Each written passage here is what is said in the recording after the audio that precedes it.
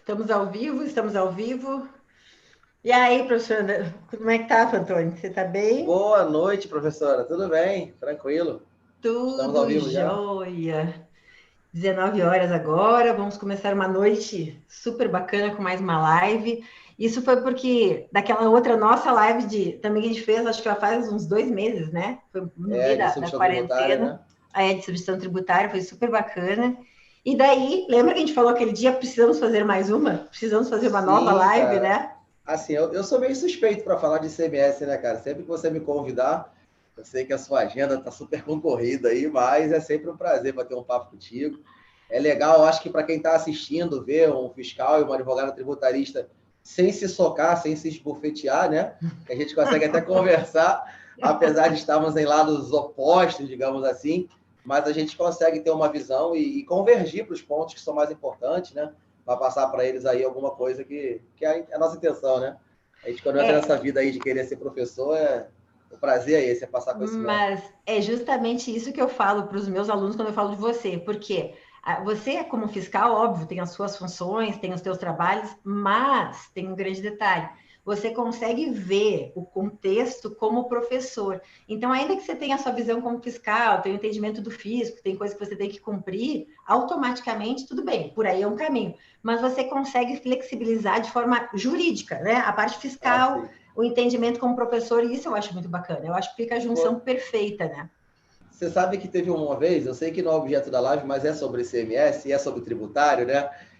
Eu estava dando aula e eu estava explicando sobre a vedação, a apreensão de mercadoria, né? Aquela súmula do STF lá, se não me engano, é o Uhum. 323, né? Que não E pode eu estava aprender. explicando Uhum. em sala de aula, né, que os princípios aplicavam ao ICMS, que a gente não podia apreender mercadoria. Quando a gente estava no posto fiscal, no máximo a gente podia reter para averiguação, né? Sim. E aí no dia seguinte veio um aluno lá para a aula e trouxe um termo de apreensão que eu tinha feito há 2 anos atrás, e ele guardou.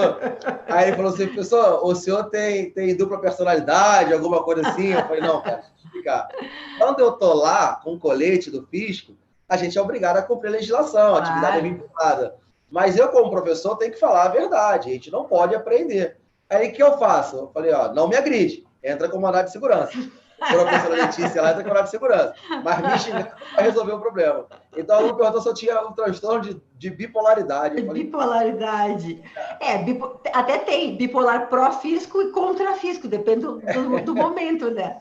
Não, é, mas eu acho que é isso que é legal, sabe? É justamente, entre aspas, essa bipolaridade que é bacana, é a gente poder ter discernimento. Então, por isso que eu faço propaganda sempre, né? Quando eu falo de CMS, que eu falo de você, e sempre faço, opa, te uso como referência, justamente por conta disso, desse teu ponto de vista, assim, que você consegue ver os dois lados. Porque, é sério, às vezes você conversa com alguém que é do fiscal e, meu Deus do céu, não tem argumento, né?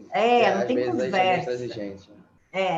E assim como o advogado também, vamos pensar do outro lado. Tem advogado que também é intransigente, né? Acho que o problema é ser É, intransigente, a depende virtude do lado. está no meio, né? No bom senso, ali, no equilíbrio, né? Exatamente. A gente tem que entender, antes de mais nada, sendo fiscal, que antes de ser fiscal, a gente é servidor público. Então, a gente está ali para servir ao público, dar uma orientação Sim. correta. Né? A gente sabe que no Brasil, muita gente deixa de pagar tributo porque é sacanagem, né? O que está sendo criminalizado, isso pode ser objeto de uma outra live, mas tem muita gente que deixa de pagar tributo porque a legislação tributária ela é complexa. Né? E eu via muito isso aqui no Estado. A gente teve uma mini reforma no final do ano passado e simplificou bastante. E a gente via que muita gente deixava de recolher imposto porque não sabia o sistema tributário e não tinha do fisco uma informação objetiva. Então acaba que ele omite informação ou sonega mesmo, mas não por má fé, não por dolo, mas sim por não ter a informação completa. E aí esse papel também é nosso. O fisco tem que promover a educação fiscal, né?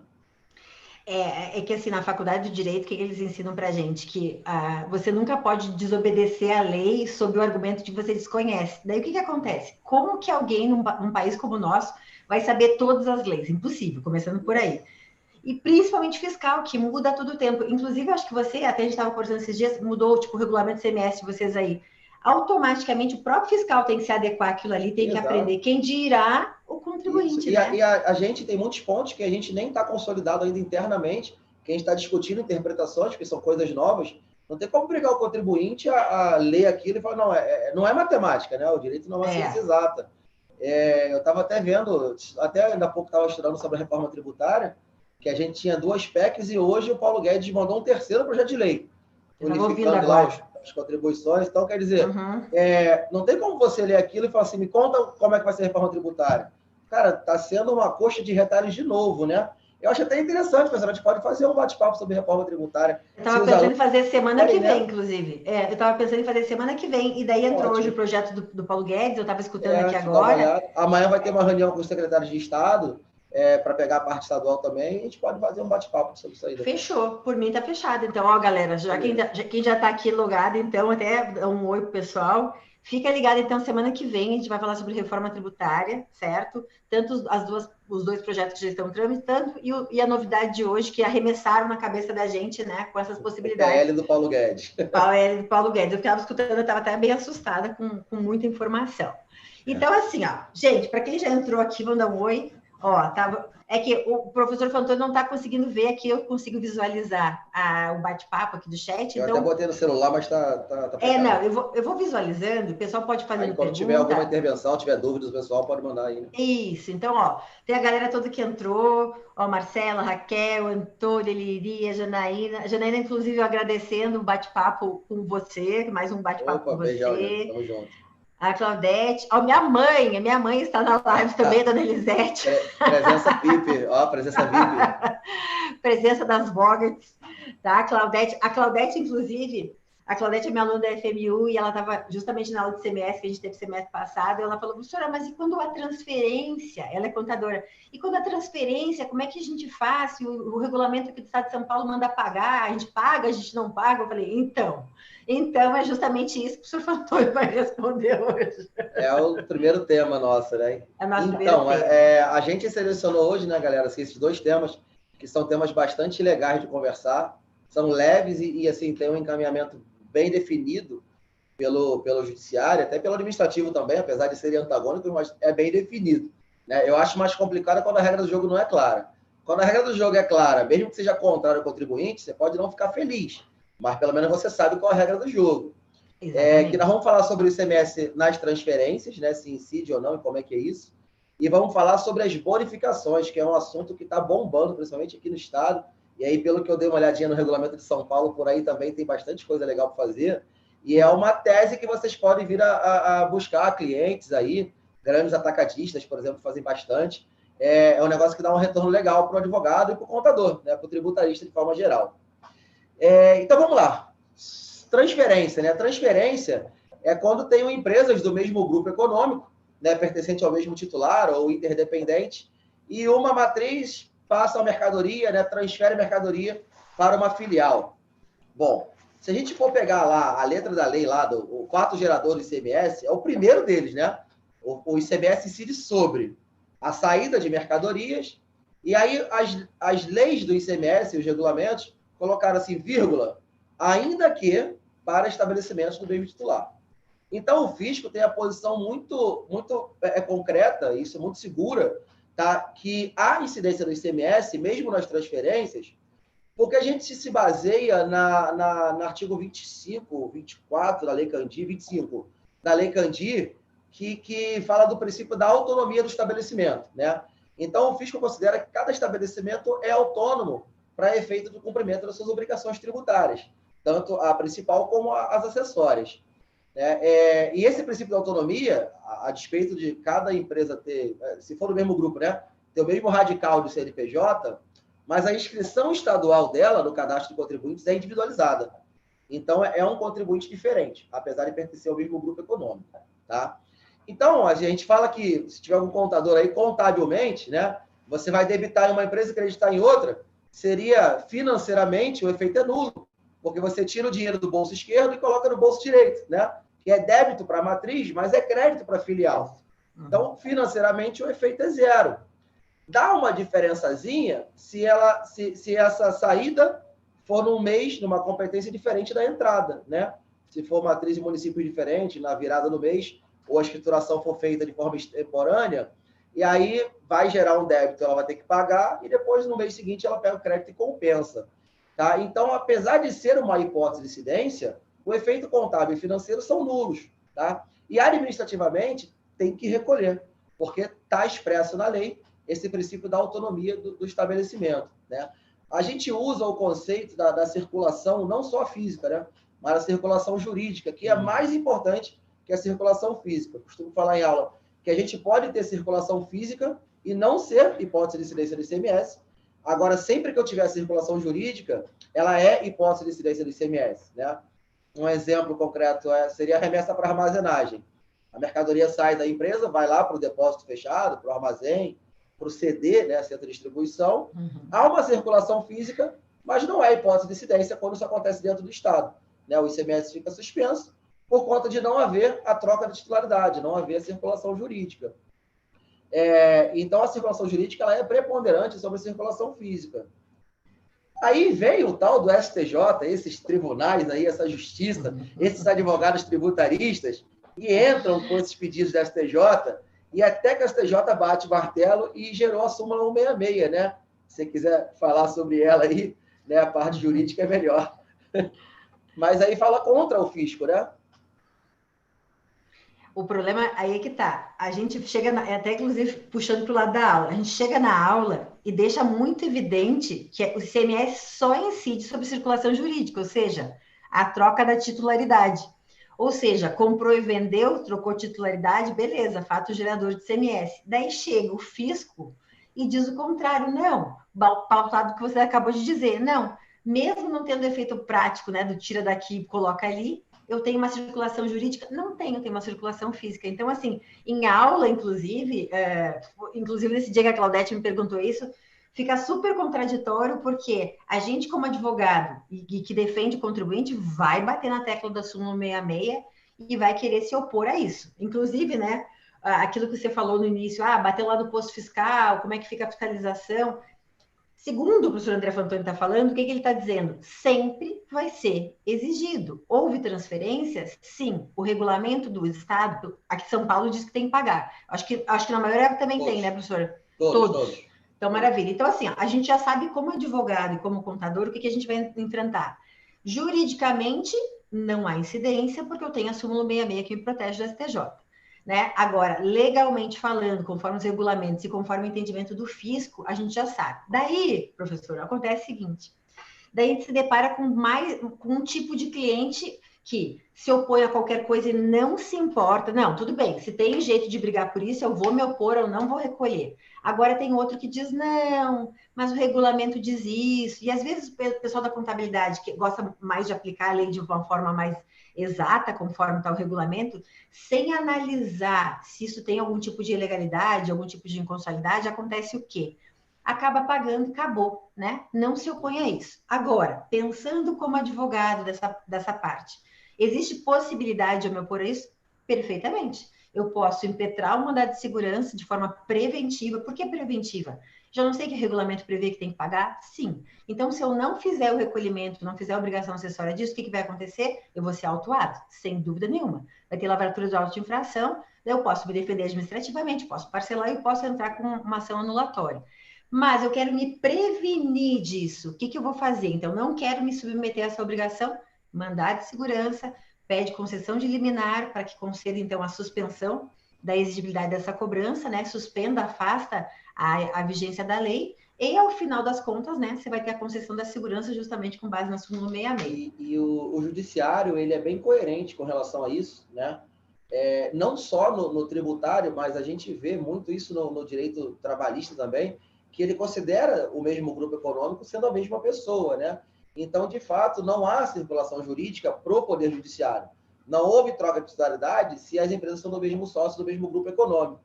Aqui a gente tem até uma liminar que está em vigor há bastante tempo. Ainda não foi julgado o mérito, mas a liminar está em vigor há bastante tempo. Eu estou aqui no meio do mato, né?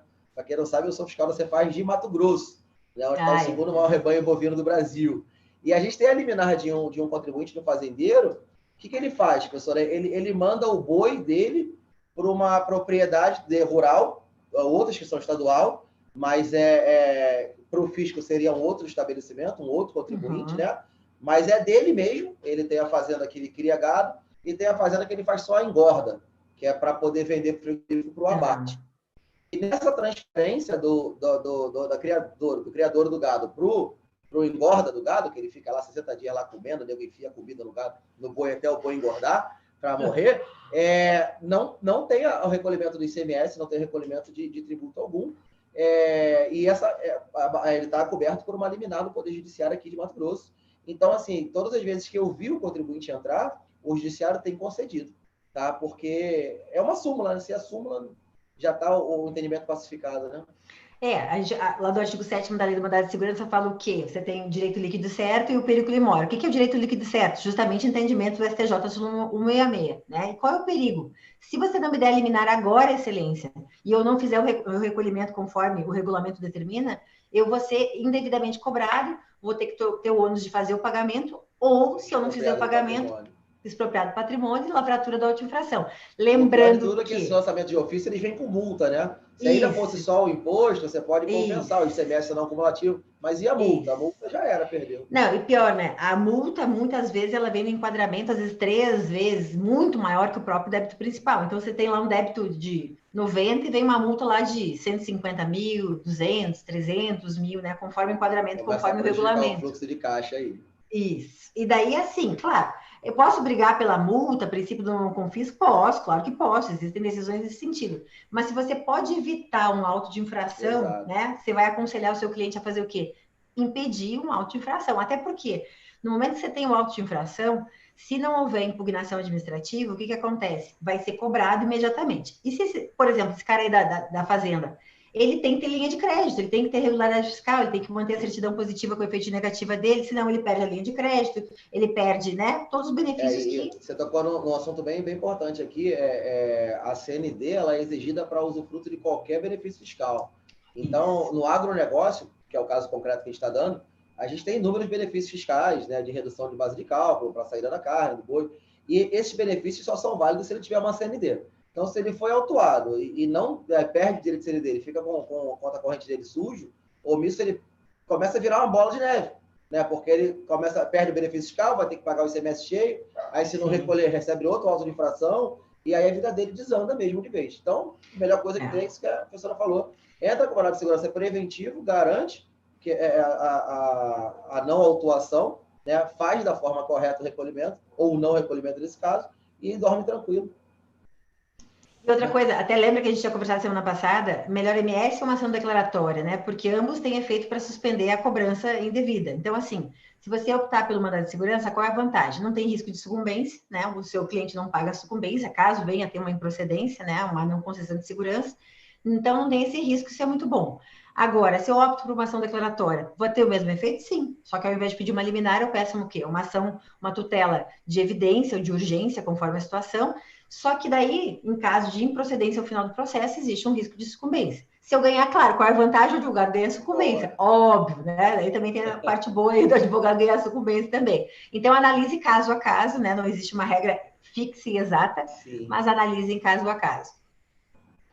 Tá? Então, assim, esse primeiro tema nosso, eu acho que era bem para mostrar essa diferença de interpretação e o embasamento, né? O fisco se baseia no princípio da autonomia dos estabelecimentos e o judiciário se baseia na falta de circulação jurídica, porque é o mesmo grupo econômico.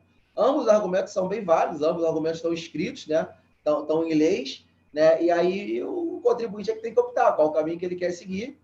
E aí eu acho que antes de passar para o segundo tema, né, a gente deixa aberto, se alguém tiver alguma dúvida, alguma pergunta com relação a isso. Não sei se o pessoal está mandando alguma coisa, que aí a gente passa para o segundo tema depois. Por enquanto tá tranquilo, mas até assim, gente, se alguém tiver algum caso prático que queira aproveitar e tirar dúvida nesse sentido, tipo, o professor Fantoni falou agora um exemplo do agro, mas isso acontece a todo momento, né? Não precisa, como ele mesmo deu o exemplo do CD, saiu lá do centro de distribuição para a loja. Então, assim, alguém tiver um caso prático, pode mandar aqui, que daí eu passo para ele e ele responde. Inclusive, aproveitando a brecha aqui, deixa eu só dizer uma coisa.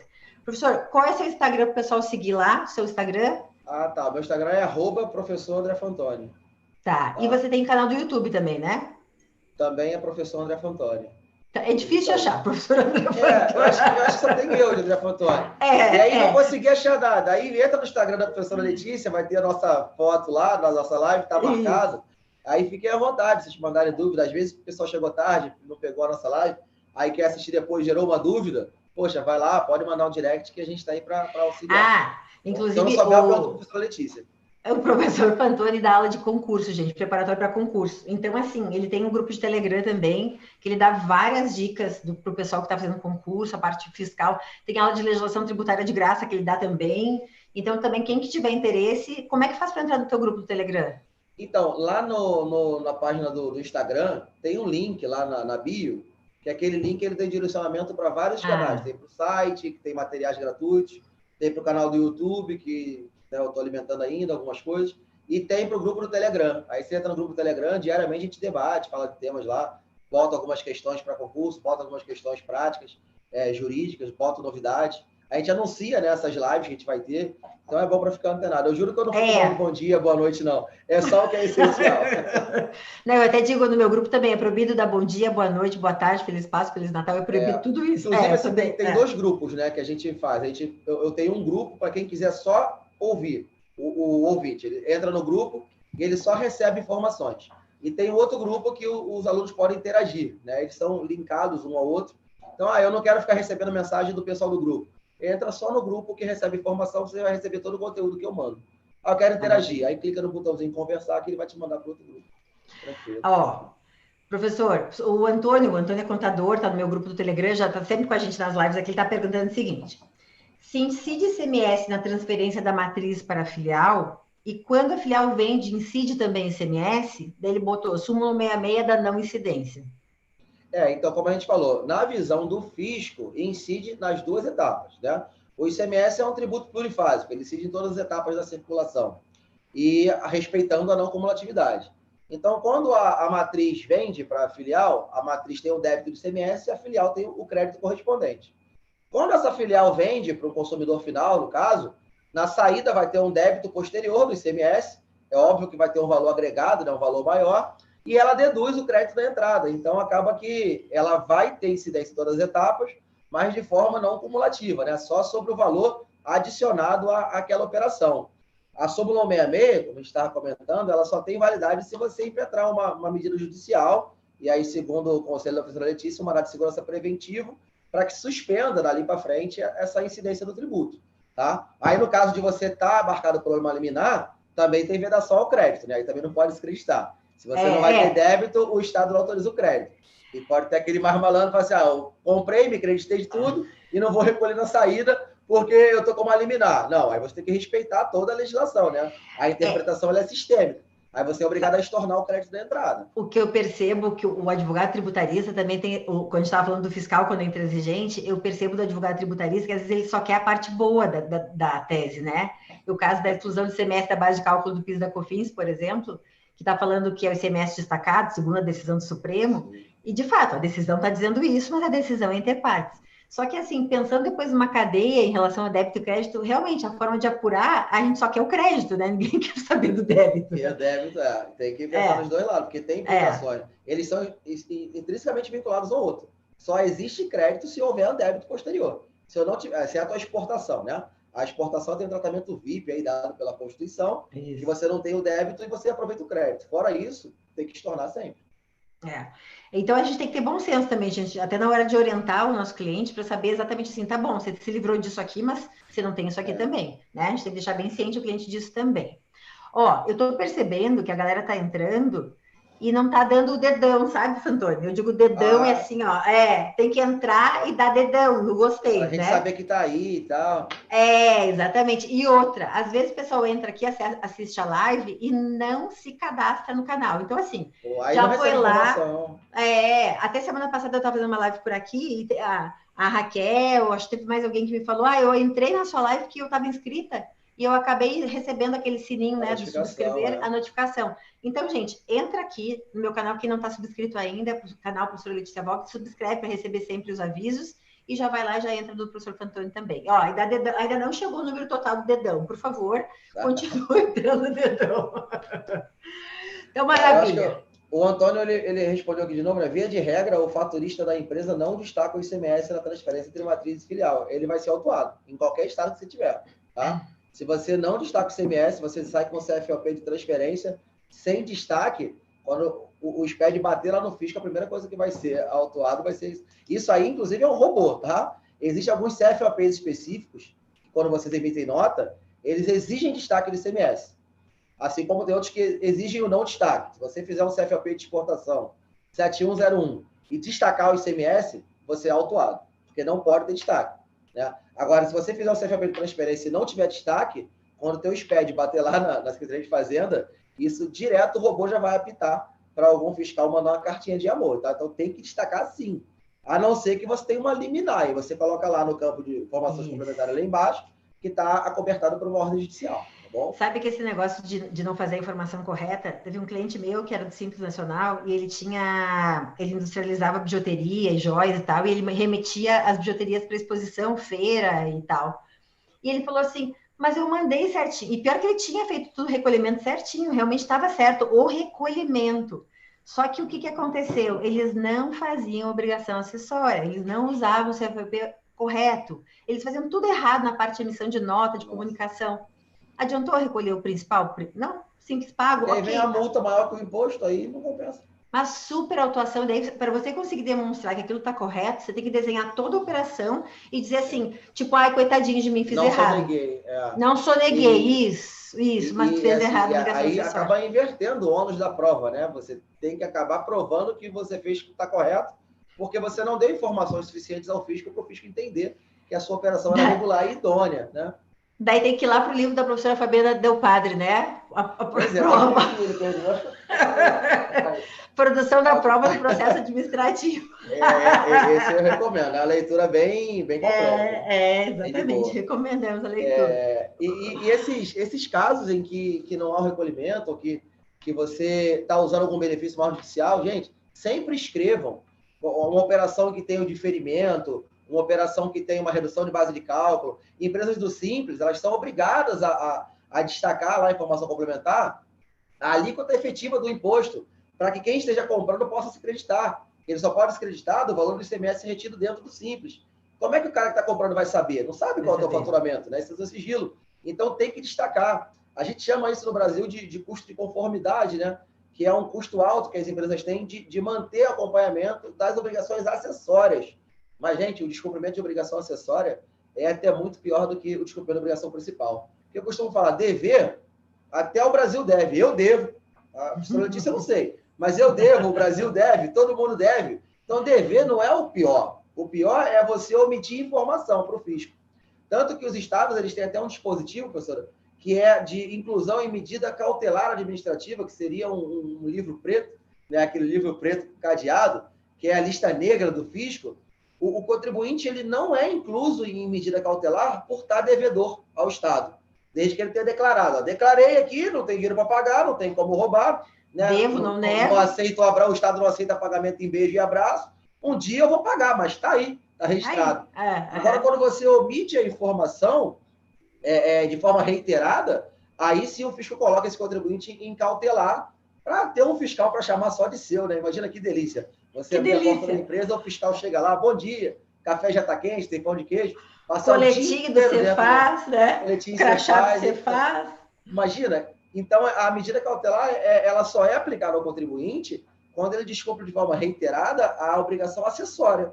A principal faz parte, não tem ninguém. É que acende uma sirene, um alarme, uma luz em cima daquele contribuinte, porque se ele tem por hábito não declarar, ele provavelmente, contumazmente, ele é um sonegador, porque ele não está informando de forma correta. Se ele está omitindo informação, ele está omitindo faturamento.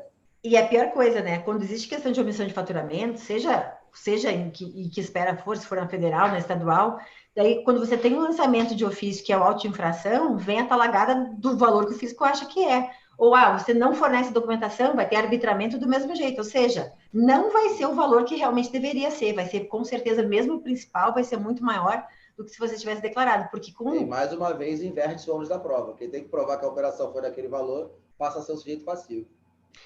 E hoje, com tudo interligado, SPED, fiscal, não tem mais como dizer não é. Tá tudo interligado. Você não declarou, mas tá tudo interligado, você acaba, alguém te pega, não tem jeito, né?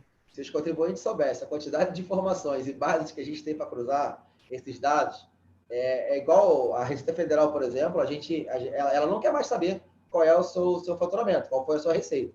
Né? Não sei se tem alguém o contador que faz com frequência, né? a declaração, mas a Receita Federal, posso falar para vocês, ela não quer mais saber qual foi a sua receita. Ela já sabe.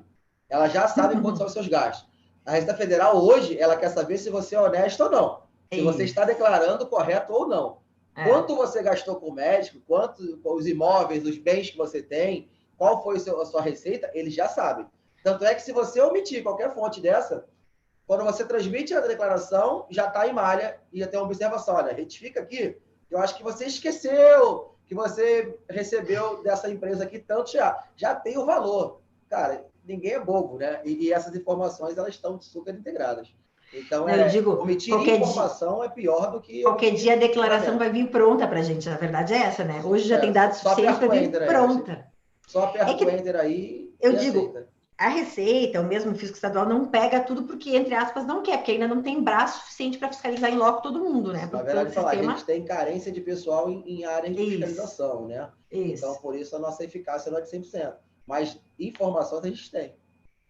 E até por isso que eu digo, né, que hoje em dia, quanto mais o fisco repassa, a legislação repassa a questão da substituição tributária, repassa a responsabilidade tributária, ou seja, eu chamo esse de fofoqueiro, né? Aquele que é o responsável tributário que fica entre o contribuinte de fato e o fisco, é o fofoqueiro. Mas o fofoqueiro, por lei, é obrigado a fofocar. Então, assim, esse fofoqueiro faz a informação, e mesmo que você ache que não, o fisco está sabendo da mesma forma. Então, repassa a forma de fiscalizar também. A gente usa uma mão de obra especializada e barata.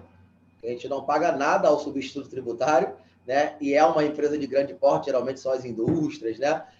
Então, a gente tem uma mão de obra especializada a custo zero. Para nós, o fofoqueiro é o melhor que existe. E pior, né? E se o fofoqueiro não fizer fofoca, ele não ganha nada com isso. Mas se ele não cumprir, ele vai ser o responsável. Ele vai ter que tirar do próprio bolso. É um salário caro que sai esse negócio pro fofoqueiro, né? Vamos lá, então. Olha só. Até depois a Edcleide Rodrigues está perguntando só depois para você falar se vai ter concurso para 2022 para o Cefaz Mato Grosso. Tá. Eu vou deixar essa parte para o final, pode ser? Pode, só para... do concurso. Então, maravilha. Vamos para o nosso segundo tema, né? Vamos lá. Esse segundo tema é bem legal, esse é bem gostoso. Foi um estudo que a gente fez até, trocamos bastante ideia, né? Sim. É normal as empresas, quando vendem mercadorias, né, principalmente os atacadistas, as distribuidoras, elas bonificarem o cliente dela em mercadorias, certo? Então, essa bonificação, ela tem sido tributada pelos fiscos estaduais, tá? Antes de mais nada, eu acho que é importante definir que bonificação não é brinde, tá? O brinde, a definição jurídica, né? A bonificação é o quê? É quando você dá a mais, né, a mercadoria a mais do que você comercializa. Vamos supor, tem uma empresa que comercializa copos do Vasco, lindos desse jeito, tá? Então, quando o contribuinte um cliente chega lá na minha empresa e compra 100 copos e eu dou de brinde para ele mais 2, isso não é brinde, desculpa a palavra, e eu bonifico ele com mais 2 unidades de copo é o meu objeto operacional. Então, quando eu forneço itens a mais, eu estou dando uma bonificação em mercadoria, tá? Então, isso não é brinde. Brinde é quando eu vendo computadores e aí, no Dia das Crianças, eu dou bolas de futebol. Quem comprar computador, eu dou uma bola de futebol. Quem comprar a minha mercadoria, eu vou sortear uma motocicleta. Né? Isso são brindes, porque o presente que está sendo dado não faz parte do objeto da empresa. Tá? Aí, o brinde, ele é equiparado à doação, e aí não há nenhuma celeuma, não há nenhuma controvérsia com relação a isso. É tributado 100%. Tá? Eu costumo dizer para os alunos que o Estado não tem coração. Se a empresa quer doar, doe você. O Estado não está doando nada. Só fazer cortesia com a piroca o chapéu alheio. Né? Quer fazer graça de doar? Pague o tributo sobre a doação. O Estado não é amigo de ninguém. Assim, né? Então, não é brinde. E também, tá? Aí mais aos contadores, a especificidade, também não pode ser classificado no CFOP de amostra grátis. A gente tem algumas regras. A amostra grátis ela tem uns requisitos. Primeiro que ela tem que ter no máximo 10% do volume original. Então, imagina, tem uma Heineken de 1 litro. Eu não posso pegar uma long neck de 300 ml e falar que é amostra grátis. Não, tem que ser no máximo 100 ml. Né? Deu até sede agora. E tem que vir de tarja vermelha lá com letra preta. Isso está especificado no regulamento. Tem que ser tarja vermelha com letra preta em caps lock, dizendo amostra grátis, proibida a comercialização. Tá? E aí a amostra grátis não seria tributada. Não é o caso da bonificação. Então, deu para perceber que há uma diferença com relação a isso aí. A bonificação é quando você vende 10 e dá 11. Aí o que acontece? Existe uma súmula, né, do STJ, súmula 457, que ela fala o seguinte: os descontos incondicionais, eles não se incluem na base de cálculo do ICMS. Beleza, isso aí está pacificado. Aí fala, o que isso tem a ver com a bonificação? Gente, se eu vendi 9 e dei 10 produtos para ele, é óbvio que esse 1 a mais eu fiz uma venda de 10 e cobrei só 9. Isso está condicionado a algum atendimento, alguma condição futura? Não, eu fiz porque eu quis bonificar. Então, eu vendi 10, mas só cobrei 9. Ora, isso não é um desconto incondicional? O judiciário entende que é. O fisco entende que não. Mas o judiciário entende que isso é uma forma de desconto incondicional. Essa empresa quer estar mais ele dentro da concorrência de mercado, ele quer estar na frente do concorrente porque ele bonifica, ele dá mais quantidade do que a outra empresa, tipo sabonete, shampoo, creme, essas tipo empresa de produtos de cosméticos, isso, eu te dou 10 sabonetes e te cobro 5, a outra empresa te dá 10, mas te cobra 10, é tipo isso. Exatamente. Então, o judiciário tem entendido, né, que isso sim pode ser enquadrado como desconto incondicional, porque isso é parcela que vai reduzir a tua receita. Né? Então, eu estou dando, de fato, um desconto naquela operação. Estou te cobrando menos unidades do que você está levando. Agora, tem que ter um bom senso. Eu vi alguns julgados, aí não é simulado, mas são alguns julgados, inclusive que variam. Teve um julgado, um único que eu vi, que foi sobre medicamentos específicos, que o Tribunal de Justiça do Rio Grande do Sul decidiu que essa bonificação teria que ser no máximo 30%. Então, tu não pode. Limitando. Imagina, eu vou bonificar o cara de 100%. O que ele me comprar, eu vou bonificar em dobro. Cara, aí também já é fazer gente de bobo, né? Sim, o cara está vendendo com cara de bonificação, né? Aí também já é sacanagem. Então, ele limitou para medicamentos em 30%. Tá. Mas a regra que eu mais tenho visto para as mercadorias em geral foi um limite de 10%, professor. Então, assim, não há nenhuma decisão concreta com relação ao limite, não há definição, ainda é subjetivo. Mas é aquilo, vamos usar o bom senso. Se você pega o faturamento da empresa, 50% das saídas da empresa são bonificadas, ora, que empresa é essa que só precisa de metade da receita? Sim. Chega a ser estranho, né? Sim. E aí entra naquela elisão fiscal, se esse planejamento tributário é muito agressivo, perde o propósito negocial. Né? Se eu montar uma empresa para bonificar sempre em 50% a quem compra de mim, então algo está estranho, vai ser fiscalizado. Tá? Então, não há uma regra clara, mas há um bom senso. E o que eu posso garantir hoje? Judicialmente, até 10% é seguro. Acima disso, a gente tem que ver casos concretos. Mas se você bonifica os seus clientes em até 10%, a empresa pode excluir esse semestre da base de cálculo. Nossa, tô até medo de falar esse negócio aqui, ó, calma. Não é assim, você vai excluir do dia para a noite. A professora Letícia vai explicar como é que você faz para conseguir essa exclusão, né? E aí, o que eu achei interessante, professora, que eu queria até pedir para você explicar um pouquinho, é que eu pesquisei no meu estado, em Mato Grosso. Por curiosidade, hoje eu entrei na legislação daí de São Paulo também. Olha que interessante. A Lei Candir, quando ela trata de base de cálculo, né, do ICMS, ela coloca lá no parágrafo 1º, sempre tem o artigo da base de cálculo, da Lei Candir, na verdade, é o 6º, artigo 6º. Parágrafo 1º, inciso 1, ela fala o seguinte: inclui na base de cálculo do ICMS os valores de seguros, juros, frete, né? E os descontos concedidos sob condição. Então, desconto condicional é aquele que você tem o desconto se você fizer, né, alguma coisa. Se você antecipar o pagamento, tem desconto de 5%. Isso é um desconto condicional, é um desconto meramente financeiro. Isso eu não posso excluir da base de cálculo, certo? Apesar de você pagar menos, a base de cálculo vai ser o valor cheio, porque dependia de uma condição. Agora, o desconto incondicional já está simulado, 457, não entra na base de cálculo. E a bonificação, ela é interpretada como sendo um desconto incondicional. Então, a Lei Candir, ela não fala de bonificação, beleza? Foi omissa, tá ok. A Lei Candir, ela traz regras gerais de direito tributário, o Estado tem total competência para, através de lei ordinária, instituir as suas regras. Não indo contra a Lei Candir, mas ela pode aumentar um pouquinho as especificações, né? Fui na Lei de Mato Grosso, fui na Lei de São Paulo, já que o público é mais de São Paulo, a Lei 6374 de 89, né? Essa que instituiu o ICMS aí, Lá no artigo 24, professora, da Lei de São Paulo, parágrafo 1º também, item 1, está cuspido e escarrado a Lei Candir. Ela também foi omissa em incluir a palavra bonificações. Ou seja, São Paulo, então, através de lei, não incluiu a bonificação na base de cálculo do CMS. Na lei não, mas depois ele restringiu por portaria. Tem até portaria CAT aqui já sobre isso. Aí ele foi no decreto, lá no regulamento, artigo 37, e incluiu essa palavra. Exatamente. E aí, através da portaria, ele estabeleceu que sim, incluiria. E eu não sou formado de direito, mas eu acho estranho.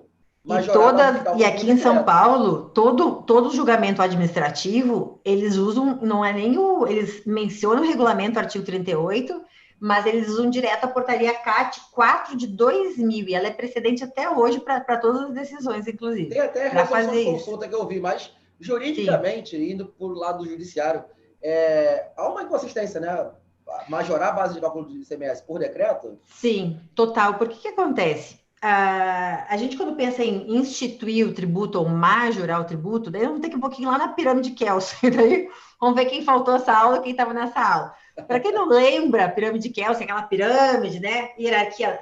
O Supremo tem sentado um pouco acima da pirâmide, não tem respeitado muito a pirâmide Kelsen. O que acontece? Lá está a Constituição Federal, lei ordinária, lei complementar, lei ordinária, os decretos. E daí é que é a base de tudo, portaria, circular e tal. Beleza. Então, nós temos uma hierarquia aí para ser cumprida para poder instituir qualquer tributo no Brasil. Daí, como é que começa isso?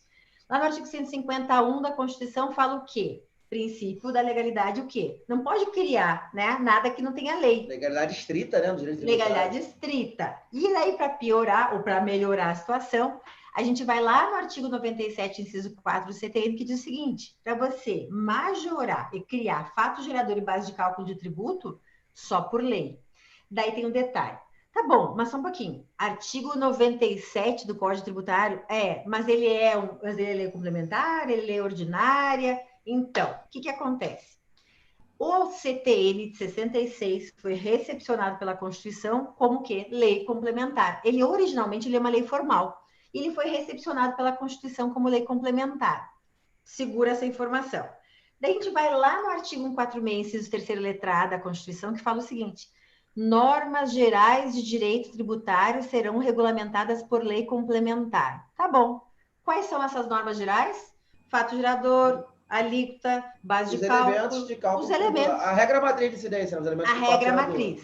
Perfeito. Então, tá bom. Então, como é que eu vou... Olha o que o professor acabou de falar. O professor falou o seguinte, decreto, regulamento, está alterando, então, o que aqui? A base de cálculo, sim, porque ele está misturando o que é desconto condicional, incondicional, se é bonificação. E uma parcela na base de cálculo via decreto, né? Via decreto. Então, o que acontece? A gente pega a pirâmide aqui, e senta em cima dela. Por quê? O cara está instituindo e alterando a base de cálculo por decreto, porque o regulamento de ICMS a lei complementar foi omissa, a lei ordinária não incluiu, e aí o regulamento vai e faz o negócio. O poste mijando no cachorro.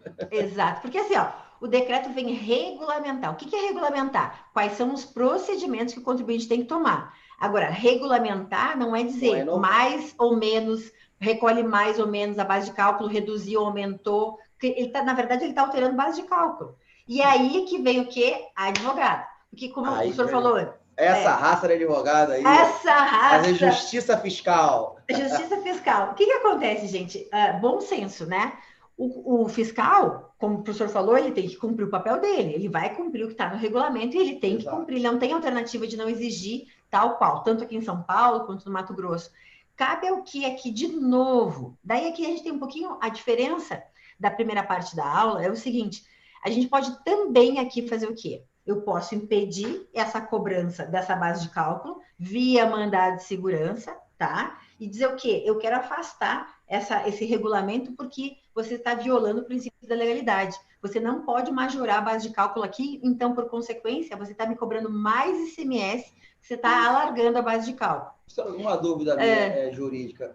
Com relação a esse mandado de segurança, ele também pode pedir no mandado de segurança o retroativo que ele já recolheu com essa base majorada, ou teria que ser uma outra ação? É isso que eu ia dizer agora. O que vai diferenciar se a gente vai optar pelo mandado de segurança ou por uma ação declaratória?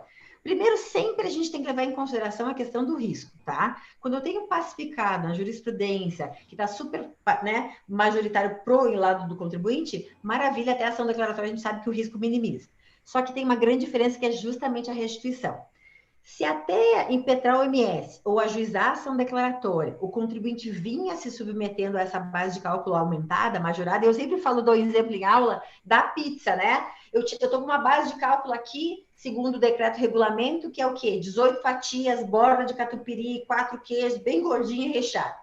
O que a gente vai fazer através dessa medida judicial? Eu quero a redução dessa base de cálculo, eu quero diminuir a pizza de 18 fatias para uma fatia de 8. Aquela bem sem graça, sabe? Sem molho. Mas é o mais justo, né? Ninguém precisa comer 18 fatias. Não, nem o fisco precisa de 18 fatias. Ele só precisa comer o que é necessário, senão vai ficar assim grandão. Isso, a gente faz uma enxugada. E eu sempre dou exemplo de pizza, porque eu adoro pizza. Então, para mim, tudo é na base da pizza. Resultado. Reduzir, maravilha. Quando eu reduzir e consigo eliminar para ter esse efeito imediato, o passado, que o professor André Fantoni acabou de perguntar, o que vai acontecer? Eu tenho direito à restituição? Tenho, com certeza, só que tem uma diferença. Via MS, eu não posso requerer restituição via precatório, via dinheiro. Eu só tenho direito à restituição via o quê? Compensação tributária, lá do artigo 170 do CTN. Seria quando julgar o mérito do MS, isso, aí você tem o direito reconhecido. Exatamente. E aí pede o reconhecimento do crédito, né? Exato. Só que daí nós temos um problema na questão da compensação aí, que é sempre o meu grande medo, até a gente conversou sobre isso semana passada. Quando eu faço pedido de compensação via IMS, primeiro, quando eu impetro o mandado de segurança, eu tenho que estar com a prova pré-constituída. O que quer dizer isso? Eu tenho que estar com a planilha pronta, eu tenho que estar com todos os comprovantes. Contador, ó, prepara a planilha, destacando qual é o valor a maior que você pagou, tem que demonstrar isso efetivamente, tem que estar todos os comprovantes de recolhimento a maior. Porque durante o mandado de segurança, não terá o que? Prova, não tem como produzir prova, não pode.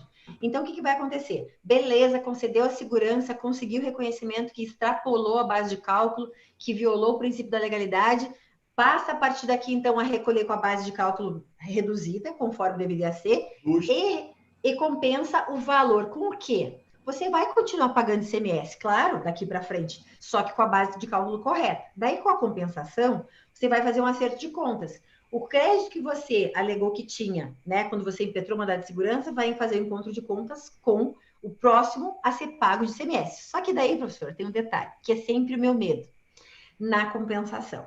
Como eu não tive prova, o crédito que você diz que tem no mandado de segurança, eu tenho 100 mil de crédito aqui a ser compensado, maravilha.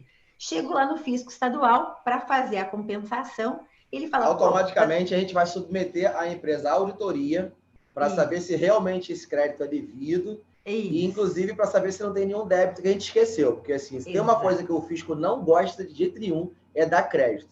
Então, se chega um pedido para a gente reconhecer o crédito, a gente vai fazer uma auditoria na empresa. Então, esse risco tem que ser mensurado bastante bem. Se a sua empresa tem alguma operação estruturada, né, usar aqui o termo do Odebrecht, tem alguma coisa obscura, tenha cuidado. Saiba que o que você está pedindo é maior do que o que você está devendo, porque senão pode virar ao contrário. Tanto é que o pessoal, por exemplo, um exemplo parecido com isso que acontece no imposto de renda, o pessoal vai lá pedir restituição do imposto de renda por conta de atestado médico. Tá bom. Você pede, tem direito, a lei te diz sim, mas você declarou certinho que você teve de receita? Não. Então, como é que você pede crédito se você não está declarando direito, né, o que você tem de débito? Então, assim, ó, a vantagem do MMS é ser preventivo e não ter sucumbência, mas saiba que ao final você não restitui, você faz compensação, que inclusive, assim, vantagem da compensação é muito mais rápido, né? Eu vou fazendo débito, crédito, e já consigo matar isso de uma vez só. Por óbvio, vou estar submetida a essa fiscalização e não só a fiscalização. No momento que o fisco fiscaliza, o que está dizendo? Não sei se você tem esse crédito mesmo. Deixa eu ver se você tem. Então, assim, aqueles 100 mil que você apresentou, você acha que tem. Tem que ser homologado. Isso, ele vai homologar em sede administrativa. Apesar da concessão da segurança no MS, o valor não foi discutido. O MS ele reconhece só o direito, né? O direito. Mas o valor, quem vai dizer é o fisco através de uma auditoria. Exatamente. Mas, agora, assim, também não desanimem não, né, professor? Porque o direito é muito bom. As teses que a gente viu aqui, estudou, é muito forte. Vale muito a pena você entrar judicialmente. Não, vale a pena. Mas só que daí o que eu quero dizer é o seguinte, se você não quiser, não, eu quero chegar ao final, porque assim, com base no que a gente está dizendo aqui e toda a informação que o professor Fantani está trazendo, dá sim para brigar por esse crédito. Por quê? Porque realmente a base de cálculo está majorada de forma indevida. Então, isso, tranquilo, não há nenhuma dúvida. Agora, eu quero chegar lá no final da demanda judicial, eu quero chegar com o meu crédito líquido certo para saber se eu vou compensar ou restituir. Quando você entra com uma ação declaratória, o efeito é o mesmo. Peça tutela, suspende, passa já a recolher de forma imediata pela base correta, igual no MS. Ou seja, os A pedidos são velocidade é exatamente parecida, professor? igual. Qual que é a velocidade maior do advogado? Se o advogado não levantar a bundinha da cadeira, botar a barriguinha no balcão e lá despachar com o juiz, a velocidade da tartaruga é igual para os dois. Então, assim, ó, a urgência que você demonstra na liminar e a urgência que você demonstra na tutela é o mesmo, só muda o nome e o artigo de lei. Só que é a agilidade do advogado que vai definir. E é a agilidade do advogado em demonstrar o risco na demora. Então, assim, quanto a isso, não tem problema nenhum. Agora, entrei então com a ação declaratória, consegui a tutela. Qual que é a vantagem da declaratória? Ao contrário do MS, eu consigo produzir prova pericial no decorrer do processo. Eu nomeio um assistente técnico, o juiz nomeia um perito técnico e se formulam quesitos e aquele cálculo que você apresenta vai ser submetido à perícia, com base no comprovante de pagamento. Maravilha, realmente apurei que eu tenho direito a 100 mil, 80 mil, não importa. Quando terminar o processo, concedeu realmente procedente a sentença, né, transitou em julgado, o valor que eu apurei no decorrer do processo não pode ser questionado para o fisco no momento de eu restituir ou compensar. E daí eu posso optar restituição em cash, em dinheiro por precatório, ou também compensação. Nada impede que eu também faça a compensação. A vantagem mais dessa uma possibilidade compensação só, né? mais isso. A vantagem dessa compensação é que eu não dependo do fisco verificar se eu tenho crédito ou mesmo ou não. Por quê? Porque o crédito já foi apurado no decorrer do processo. Então, no pedido inicial, você pode botar assim, ó, restituição, repetição do indébito, por compensação barra restituição. Mas e daí? E daí, na hora, no final, você decide com o seu cliente o que você vai querer. Se naquele momento ali é propício para compensação, ou se é propício para restituição, que é muito mais demorada a restituição, né? Precatório, vai para orçamento, sabe lá Deus Pelo menos um até ano e quando vai meio aí, se estiver voltar. na fila. Isso, exatamente. Então, assim, claro, qual é o risco da declaratória? A vantagem, produzo prova e ao final compenso restituição ou compensação. Desvantagem, se eu não conseguir provar efetivamente que eu tenho esse direito, que houve a violação, né, ao princípio da legalidade e que houve uma majoração de base de cálculo indevida, daí existe um risco. Mas olha o que o professor André está dizendo. Tenho já súmula, tem posicionamento. Então, assim, ao que tudo indica, a possibilidade de êxito é muito boa para isso. Então, assim, nesse caso, uma declaratória é bem-vinda e você ainda ganha honorários de sucumbência, É que isso que eu ia no falar. Pensando pelo MS lado do não. advogado, como o direito é muito bom, é forte, né? Seria interessante entrar com uma declaratória. Isso. Assim, para efeitos de cumprimento por parte do fisco, para nós não tem diferença nenhuma mesmo. Se chegar uma ordem judicial, seja por uma liminar IMS ou uma tutela antecipada, a gente cumpre na mesma hora e a partir daí o contribuinte não vai ser mais autuado por estar recolhendo o imposto com a base reduzida, né? O ICMS, né, é um tributo sujeito por homologação. Então, quem faz essa apuração toda é você. Concedida a liminar, concedida a tutela, o contribuinte vai lá na próxima apuração dele, vai entregar o livro fiscal e a base dele vai ser expurgando as bonificações, né, os descontos incondicionais. E o fisco fica impedido de fazer uma autuação sobre aquela redução de base de cálculo, porque ela é devida, segundo a ordem judicial. Então, para nós, depende. E é uma puta tese, é muito bom. Isso aí, na época de pandemia, que a gente tem as empresas, né, com dificuldade de cumprir as obrigações principais, aí, com queda de faturamento, de receita, você conseguir, né, um crédito desse para abater dos impostos vindouros aí, cara, é uma excelente proposta para dar um fôlego, né, aos contribuintes. Principalmente considerando que com a pandemia, pelo menos aqui em São Paulo, pelo que eu percebi em quase todos os estados, não houve suspensão da exigência de CMS, né? Nem por... E a do Simples não vai ser suspensa, né? Ontem teve a reunião do Conselho da Cefaz e não vão postergar mais. Não vão. E assim, agora acontece o seguinte, tem até uma bola de neve para o Simples, né? O valor que você deixou de pagar 3 meses lá, agora está pagando dobrado, porque você tem que pagar o mês de competência e um atrasado. Então, a gente só empurrou para a barriga, mas o problema não foi resolvido. O problema foi mesmo. Então, mais uma necessidade de você gerar fluxo de caixa ou ter que desembolsar menos. E a recuperação de créditos hoje é a saída mais... é a luz no final do túnel né, para o contribuinte poder ter um fôlego. Eu até falo isso, o pessoal fala muito de planejamento tributário e as pessoas têm a ideia que planejamento tributário é só aquele planejamento de consultivo. Não, isso aqui é um planejamento tributário, só que é um planejamento tributário A gente judicial. acha que planejamento tributário é saber se você vai enquadrar no lucro real, presumido no simples, né? Isso, Esse é só o primeiro exatamente. item. É. Não, e tem um detalhe, né? Aqui também, agora pensando na parte judicial, daí a gente também tem que ver assim, às vezes o cliente é super Joãozinho do passo certo, tem muito medo. Então, assim, para aquele que tem muito medo, uma alternativa é quando você consegue, porque o que acontece? Quando você conseguiu a tutela, ou você conseguiu eliminar, isso que você falou, suspende o fisco não pode cobrar por quê? Agora pensando assim, até para eles pensarem no pedido na ação. Lá no artigo 151, a gente tem todas as causas de suspensão da exigibilidade do crédito tributário, né? No inciso 4, tem o quê? Concessão de tutela liminar. Então, o que acontece? Justamente com base nesse artigo 151, suspende a exigibilidade. Beleza. Se o juiz não te concede 100% só pela mera concessão da tutela ou da liminar, você pode ainda fazer um pedido sucessivo, que é fazer o depósito em juízo do valor. Pode fazer o seguinte, você pode ir recolhendo a diferença do valor com a base correta, já recolhe, e a diferença que falta, que você está discutindo, você pode depositar em juízo, até porque é o seguinte, o depósito judicial, ele é uma faculdade do contribuinte. Na verdade, nem precisaria pedir na tutela, porque o juiz tem uns que até te responde, dão uma resposta meio atravessada. Ué, mas é direito do contribuinte, deposita esse negócio, tem nada a ver com isso, né? Então, assim, você pede a tutela liminar sem depósito, sem garantia nenhuma. Caso Vossa Excelência assim não entenda, então me conceda o direito de depositar em juízo. E como é que eu faço esse depósito em juízo? Da diferença. Você abre uma conta vinculada ao processo. Como o processo ele é estadual, né? Você abre uma conta no Banco do Brasil vinculado e vai depositando. E esse valor lá vai sendo corrigido. Terminou o processo, ganhei a ação, maravilha. O que vai fazer com aquele depósito? Levanta, foi uma vai para o boa Bolsa poupança Empresa. que você fez. Isso. E se perder, vai para o fisco. E tem uma grande vantagem. Mas aí O você não recebe advogado, autuação nenhuma.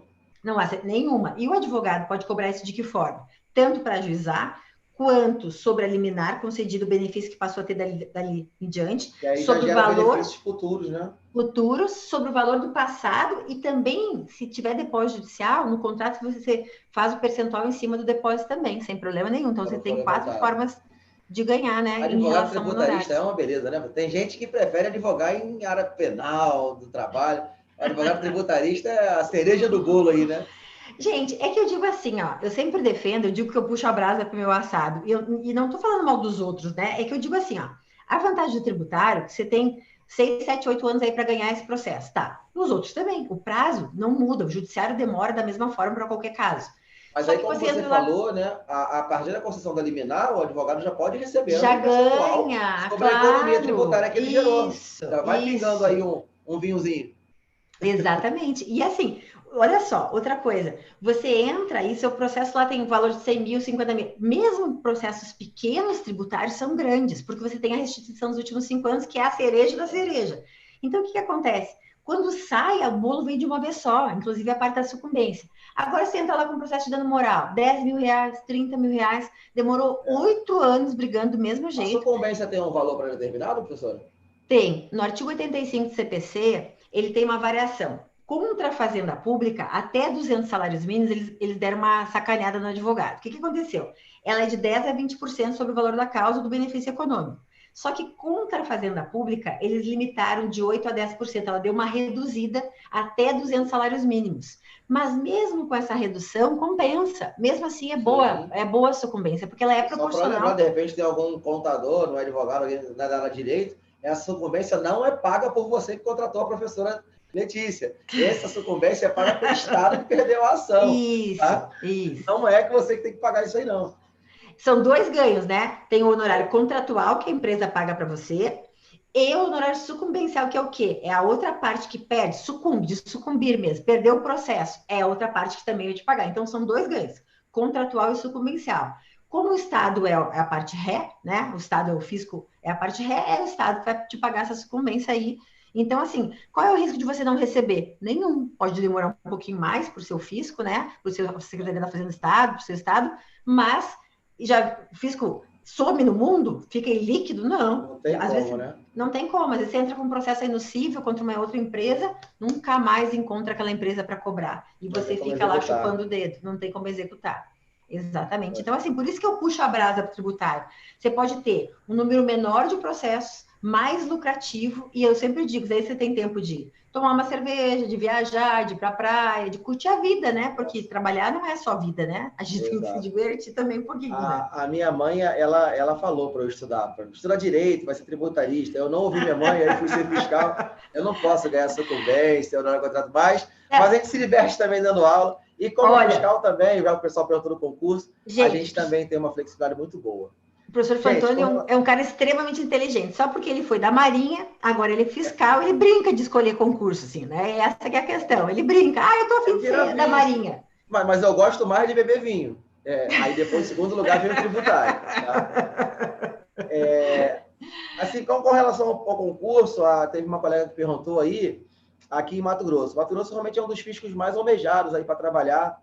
A gente tem várias formas de trabalho, tem teletrabalho, tem trabalho por plantão, escala, tem por ordem de serviço, então tem muita gente que mora fora e tal. E é um salário legal, dá para tomar um vinho no final do mês. Na verdade, dá para tomar vinho todo dia. O salário é bem legal. E aí o concurso está sendo muito almejado. A gente teve recentemente o julgamento do Madin, no STF, lá 3199, em que ela acabou com o Trem da Alegria, que tinha acontecido aqui, mas com isso ela também acabou com as vagas que tinham em aberto, né? Como extinguiu um cargo, as vagas em aberto elas se esgotaram. E a gente está sujeito, o Estado como pegou um empréstimo, né, com o governo federal, está sujeito à Lei Complementar 173, que veda o aumento de despesa com o pessoal até o final de até o final de dezembro de 2021. Então a gente só pode pensar em concurso aqui no Estado a partir de meados de 2022, tá? Se você tem um projeto de médio prazo, vale muito a pena. Não desista dos seus sonhos, porque o mesmo trabalho que dá para você estudar é o mesmo trabalho que dá para você desistir, né? Acreditar e desacreditar é o mesmo trabalho. Só que se você desacreditar, você não vai ter nada na vida. Vai continuar uma merda, reclamando e tendo que sobreviver dia após dia. Então, vale a pena, sim, se planejar a médio prazo, tá? Mas não vou ser leviano em falar que vai ter um curso ano que vem, ou que está na boca, que está no forno. Não tá. Mas a partir de 2022, nada impede. E pensando em chegar a alcançar os sonhos, né? Essa semana eu ouvi alguma coisa assim, uma pessoa falou: eu queria tanto ser determinado. Então seja, o que precisa para você ser determinado? Ser, né? Senta e estuda, né? Nem sempre a gente vai estar motivado, né? Porque às vezes você está num dia ruim, dia chato, mas se você tiver a disciplina, cara, de cumprir, isso vale tanto para concurso público como para o lado profissional. Eu costumo falar, e eu acho que é sacanagem, que né, quem me conhece é dos pagodes, das feijoadas da vida, eu bebo pra cacete, tô sujo, caio no chão, rolo, dou cambalhota, tal, e eu falo assim, não é possível que esse bicho aí é professor, é fiscal, mas eu sou assim, eu sou gente também. Só que é o seguinte, a gente batalhou bastante para chegar até aqui, e hoje você consegue colocar o pé em cima da mesa, consegue olhar para trás e falar assim, pô, valeu a pena. E eu estudo, professora, sem sacanagem, pelo menos 6 dias na semana. Mesmo dia que eu posso me embriagar, eu acordei um pouco mais cedo para dar uma estudada. Então, o estudo é constante. E não é aquele, vou estudar para o concurso. Não, estudo para me manter atualizado. Estudo para poder conversar com uma pessoa no pagode. Não, mentira, no pagode não conversa no tributário, não. Mas depende do seu objeto de vida. Você quer ser um puta profissional? Cara, tem que estudar. Você quer, ainda mais na área tributária, né, professora? Que as leis mudam conforme a gente respira. A gente respirou, tem uma alteração legislativa. Eu estava até brincando, fiz uma live semana passada sobre reforma tributária, e eu falei assim, eu também tenho uma proposta de reforma tributária. Mas é muito simples. Eu mandaria para o Congresso uma PEC com 2 artigos. O primeiro artigo seria o seguinte, fica vedado qualquer alteração legislativa pelos próximos 15 anos. Tá? Artigo 2º, revoga-se as disposições em contrário. Cara, se você não mudar o sistema tributário nos próximos 10 anos, vai dar uma tranquilidade, uma segurança jurídica muito grande. Então, fazer reforma tributária não quer dizer inventar a roda. Significa também não ficar mexendo muito. E quanto mais você mexe, mais a merda fede, né? Mais fede. Um dos principais problemas do nosso sistema tributário é dele ser muito volúvel. Né? E isso acaba prejudicando a segurança jurídica. Mas isso é papo para lá da reforma tributária, né? Esse é papo para a semana que vem, ou da feijoada com cerveja também pode ser, né? No pagode. Feijoada pós-Covid aí, tá todo mundo convidado. Aí, outra coisa, né? Eu falo sempre assim que disciplina, ai, que saco ter disciplina. Para mim, eu acho que disciplina, ele é libertador, ao contrário do que muitos pensam. Ah, mas tem que ter horário. Não precisa ter um horário, mas tem que ter, como você falou, vai ter que estudar em algum momento do dia. Inclusive, no meu curso de prática tributária, o pessoal às vezes assim, eu tô sem tempo, tô sem tempo. O que eu tenho dito para eles assim? Tá bom, se você chegar às 6 horas da tarde e deixar para estudar, você vai estar cansado, a cabeça já está cheia, você tem casa para limpar, tem filho para atender, tem cachorro, né? Não consegue mais. Então, assim, mantenha uma cadência, acorda um pouquinho mais cedo, meia hora mais cedo, estuda meia hora por dia. Não dá uma meia hora dá. Mas estuda todo dia. Por quê? Se você faz 3 horas de estudo hoje, isso para concurso público também, passou 15 dias, estudou 3 horas, perdeu aquelas 3 horas, porque ninguém vai lembrar de 15 dias atrás o que você estudou. Isso. Segredo do sucesso. Segredo do sucesso. Então, assim, ser realmente disciplinado no sentido de sentar e estudar. Não existe milagre. O professor ensina 50%, o aluno estuda os outros 50%. O advogado também está aqui. Tem jeito. Não tem jeito. Então, assim, gente... Eu falo pro pessoal, a mulherada fala assim, porque eu tenho que malhar, eu tenho que ir no salão. Tem porra nenhuma. Você vai estar estudando, vai ficar baranga lá, vai ficar com a unha feia, vai comer chocolate de madrugada, vai ficar com acne. Cara, quando você passar o teu primeiro salário, tu faz uma lipo, põe uma melhorada em tudo aí, geral. Eu tô ficando maluco de estudar. Paga psiquiatra, faz terapia, o salário ainda vai sobrar no final do mês. Então, vale muito a pena. Mas eu vou dizer uma coisa, então. Eu vou para academia escutando direito tributário. Então, você pode ir para academia... É um estudo inteligente. Tá, eu vou para academia, às vezes eu faço assim, eu mesmo gravo as minhas aulas todas, eu mesmo falo no fone e fico me auto-escutando. Ou eu baixo, faço download no meu telefone de alguma aula em vídeo que eu transformo lá em MP3 e eu treino escutando 1h30 de aula, ou seja... Então, com relação ao exercício físico, eu falei de forma genérica, mas isso é comprovado, tá? A atividade física, ela ajuda sim, tá? A oxigenação do cérebro, para você absorver, aliviar tensões, estresse. O ideal, sim, é você conseguir conciliar, até porque também não pode morrer, né? Tem que praticar e exercício e estar bem. Tá? Mas eu digo assim, se planejar direitinho, dá para fazer tudo. É que a desculpa do aleijado é a muleta. Então, assim, cada uma vai arrumar a desculpa que quiser, vai prorrogar do jeito que quiser e depois não vai botar a culpa no professor que não ensinou. Não, a culpa é de quem não estudou. Procrastinação. Isso é o maior defeito de qualquer estudante. Cara, o que eu costumo fazer? Assim, se posso deixar uma dica final para vocês aí, às vezes você se depara com uma situação, tem que estudar a tese e tal. Eu comprei um curso da professora Letícia, eu comprei um curso do professor Antônio. Mas são 20 horas. Gente, subdivide a meta em mini metas. Olha, se eu tenho aqui 100 páginas para ler, cara, leia 5 por dia, que seja 10 por dia, mas faça isso de forma constante. Se eu tenho um curso de 10 horas para assistir, assista 2 horas por dia. Você não precisa pegar e pensar, mas eu tenho 10 horas, tem que ficar 10 horas na frente do computador? Tem, mas não direto. Você pode ficar 2 horas hoje, 2 horas amanhã, ou 2 horas de manhã, 2 horas à tarde. Cara, subdivide em metas pequenas que o teu psicológico absorve de forma melhor. Não tem aquele entrave. Se você olha para um curso, nossa, vou fazer um curso tributário de 30 horas, cara, não é 30. É 1 por dia, 2 por dia. E aí, quando você for ver, já está até acabando o curso. Né? O meu curso de prática tributária é rápido, mas tem 40 horas. Só que assim, é muito 40 horas para assistir, mas é o que você acabou de falar. Vai assistir as 40 horas num dia? Não, até porque a pessoa não absorve tudo. Ela tem que ouvir, reouvir, tem a parte de permear, de internalizar do que ela está vendo e ouvindo também. Não adianta querer assistir 40 horas num dia, que também não vai resolver. Não vai ter resultado, né? Não vai render, exatamente. Professor, eu acho que era isso, né? Dado o recado. Poxa, show de bola. Poxa, a galera não passa rápido, né, cara? Puxa, 1h08 já, passa voando. A galera não fez mais nenhuma pergunta. Isso eu sempre digo, ou entenderam tudo, não entenderam nada, né? Eu sempre dou minhas aulas. Sem pergunta é 100% entendimento. 100%. É bom que vai ficar gravado aí a live, vocês podem assistir quantas vezes vocês quiserem, né?